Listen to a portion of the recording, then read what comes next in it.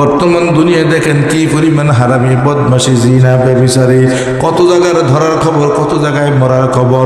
Hotel, রেস্তোরাঁ, ঢাকা শহরে গিয়ে দেখবেন খালি কাগজ আর কাগজ। কত খারাপি দেশের ভিতরে। আল্লাহ কত মহান, হালিম, বর্ধমান, ধৈর্যশীল, আল্লাহ ছাড়া কেউ জানে না। বর্তমান সবচেয়ে মাগনা হইল জিনা। এই জন্য আল্লাহ রাব্বুল আলামিন নবীকে বলেছেন, নবী উম্মতকে জানিয়ে দেন, নবী উম্মতকে জানিয়ে দেন, উম্মত যেন বিবাহকে আসান করে দেয়, সহজ করে দেয়, জিনা কমে যাবে। যেই দেশের, যেই সমাজের ভিতরে বিবাহ সহজ, ওই সমাজের ভিতরে জিনা কঠিন। আর যেই সমাজে বিবাহ কঠিন, ওই সমাজের ভিতরে জিনা সহজ। কারণ আপনি 10 লাখ টাকা ছাড়া মেয়ে বিয়ে দিবেন না, কাবিন উসিল ছাড়া দিবেন না, স্বর্ণ অলঙ্কার ছাড়া দিবেন না। এই বেচারায় বেকার অল্প পয়সা চাকরি করে বিয়েও করবো না। এখানে লাগে 10 লাখ, আর আকাম কুকাম করলে লাগে 500, 1000, 150। কথা হয় না। এই জন্য বিবাহকে কঠিন করছেন, জিনাকে সে সহজ করছে। আর সমাজ যদি বিবাহকে সহজ করে, জিনা কঠিন হবে। দরকার যাবো কি লিগা। এই জন্য আল্লাহ রাব্বুল আলামিন বলেন, ওয়াল্লাযীনা হুম লিফুরুজিহিম হাফিযুন। মুমিন হইতে হইলে তুমি তোমার ঠান্ডায় উড়িয়ে দেখো, সতীত্বের হেফাজত আছে কিনা, তুমি সৎ পুরুষ কিনা, তোমার দ্বারা কোনো নারীর ইজ্জত নষ্ট হয়েছে কিনা, কোনো নারী কোনো পুরুষের কাছে তার ইজ্জত বিক্রি করছে কিনা। যদি এইটা কেউ কইরা থাকো, তাইলে সে মুমিন না। আর যদি না কইরা থাকো, মুমিন। কথা কি বুঝে পেয়েছেন? ওয়াআদিহিম আল্লাযীনা হুম ওয়াআদিহিম রাউন। ওয়াদা দিয়া ওয়াদা ঠিক রাখছো কিনা, ওয়াদা অনেক ব্যাখ্যা আছে। ওয়াল্লাযীনা হুম লিআমানাতিহিম। আর আমানত দিলে আমানত পুরা করছো কিনা। কারণ আমানত রক্ষা করা মুমিনের আলামত, আমানত খেয়ানত করা মুনাফিকের নিদর্শন। এই জন্য আমানতদারি কত জটিল আর কঠিন। রাসূলের কাছে রাতে রাজারে আমানত রাখছে, আলামিন উপাধি পেয়েছে। রাতে যখন আল্লাহর নির্দেশে মক্কা ছেড়ে মদিনায় চলে গেছে, আপন চাচাতো ভাই আলী রাদিয়াল্লাহু তাআলা কে এনে, আলী ইবনে আবি তালেবকে এনে ডাইকের বিছনায় শুয়ে গেছেন। আলী, এই সব আমানত আমি চলে যাওয়ার পরে তুমি সব লোকের কাছে পৌঁছিয়া মক্কায় মদিনায় চলে যাবা। আলী রাদিয়াল্লাহু তাআলা সকালবেলা উঠা 3 দিন 3 রাত পর্যন্ত মানুষের আমানত পৌঁছিয়া তারপরে মদিনায় গিয়েছে। কি পরিমাণ আমানত থাকলে 3 দিন 3 রাত খালি বেকার বাড়ি বাড়ি গিয়ে রসুলের থেকে আমানত, হুজুরের মদিনা গেছে এই আপনার আমানত, হুজুরের মদিনা গেছে এই আপনার আমানত। কয়দিন কয় রাত? 3 দিন 3 রাত পর্যন্ত খালি মানুষের আমানত পৌঁছে দিয়া, এরপরে আলী 14 রাত 15 দিন আইডা মক্কা থেকে মদিনা গেছে। এবং যে লোক থিয়ে গেছে বিছনায়, ওরা এসে কোবাইতে খুললে আলী দোয়ায় হয় মারুন মোহাম্মদ রেদি আলী শুয়ে রয়েছে। তো সকালবেলা আলী জিজ্ঞাসা করছে, মোহাম্মদ ইসলামের চাদর গায়ে দিয়ে তার বিছানায় শুয়ে রয়েছে, জানা তো বসে কাফের মুশরিক তারে হত্যার জন্য। এরপর তুমি কেমনে ঘুমাইছো? উনি বলেন, আমার জীবনের কিয়ামত পর্যন্ত যদি হায়াত পাই, মনে হয় এত আরামের ঘুম হবে না ওই দিন যত আরামে ঘুমাইছি। সাহাবায়ে কেরাম জিজ্ঞাসা করেন কিভাবে?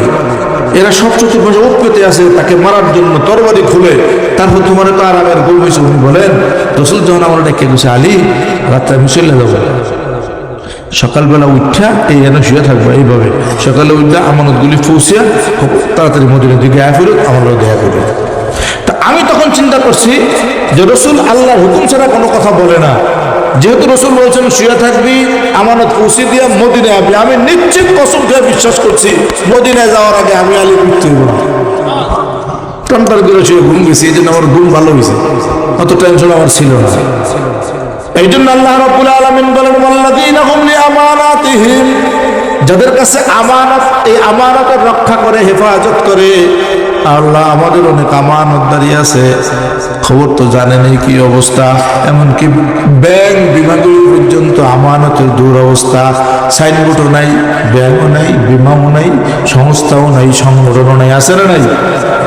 কারো কাছে আইনা রাখলে কিছুদিন পরে আইসা খোঁজছে, ভাই টাকা 20,000 রাখছিলাম একটু দেন, সকালবেলা এই কাজে লাগবো। 1 মাস আগে করবেন না, দ্বন্দ্ব মেটে থাই আমরা কাজে ঘাড়ে এলেছিলাম। আচ্ছা সপ্তাহিক করে ওরা কাইছে জামাই ছাগল কিনবো, সপ্তাহিক করে দেয়া করে বেড়া লেনদেন আর কান্তে সারছে 1 সপ্তাহ পরে। ওরে আল্লাহ, আমি রেটি কথা এও একটু মোকামতে না আইলে আগামী মাসে যাইলে, আগামী মাসে মোকামো যাবো, বৃষ্টি করে টেয়ে দিব। আমানত, আমানতের রক্ষা করা, এইভাবে আমানতের তালায় উঠে দেখবে তোমার ইমানের হালত কি, ওয়াদার তালায় উঠে দেখো ইমানের হালত কি। ওয়াদা তো ওয়াদাই। লজ্জাস্থান হেফাজতের তালায় উঠিয়ে দেখো নারী পুরুষ তোমাদের অবস্থা কি। যাকাতের তালায় উঠিয়ে দেখো আর আমলের অবস্থা, ইমানের অবস্থা কি।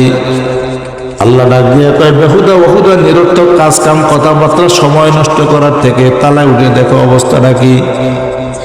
নামাজ খুশু একাগ্র চিত্ততার সাথে তোমার উঠিয়ে দেখো তোমার নামাজের একাগ্র চিত্ততার অবস্থা কি। যদি দেখো এখনই সব কমপ্লিট হয়ে গেছে, আল্লাহ কয় আফলাহাল মুমিনুন, তুমি কামিয়াব হয়ে গেছো। টাকা পয়সা অর্থ সম্পদ ধন দৌলত প্রভাব প্রতিপত্তিশালী ক্ষমতা কিচ্ছু দরকার নাই, এই সাতটা ঠিক দুনিয়া আখিরাতে তুমি কামিয়াব। এজন্য আল্লাহ তাআলা এই জিনিসগুলিকে আমাদের ঠিক করার তৌফিক দান করেন, তাইলে আমরা কামিয়াব। দুনিয়াতে মানুষ সফলতা চায়, আখিরাতে মানুষ সফলতা চায়, কিন্তু সফলতা যে কোন গাড়িতে এই খবর নাই। পশ্চিম মিক্কা দক্ষিণ মিক্কা গাড়িতে উঠে বলা যায় সম্ভব? এই জন্য যেই জায়গায় সফলতা আছে আল্লাহ কইয়ে দিছে, গোপন রাখে নাই। যে মুমিন নামাজের মধ্যে সফলতা, যাকাতের মধ্যে সফলতা, বেহুদা কাজের মধ্যে বাঁচার থেকে সফলতা, তুই লজ্জাস্থানের হেফাজতে সফলতা, ওয়াদা রক্ষার মধ্যে সফলতা, আমানতদারির ভিতরে সফলতা, সবগুলি নামাজকে হেফাজত করার মধ্যে তোমার সফলতা। আর এই সফলতার ফলাফল হইল দুনিয়াতে শান্তি পাবি, পরকালে জান্নাতুল ফিরদাউসের মালিক হবি। বলে গেলে কি ঢুকিয়ে দিছি বোতলে করে। আল্লাহ তাআলা বুঝার আমল করার তৌফিক দান করেন। আল্লাহুম্মা সাল্লি আলা মুহাম্মাদ।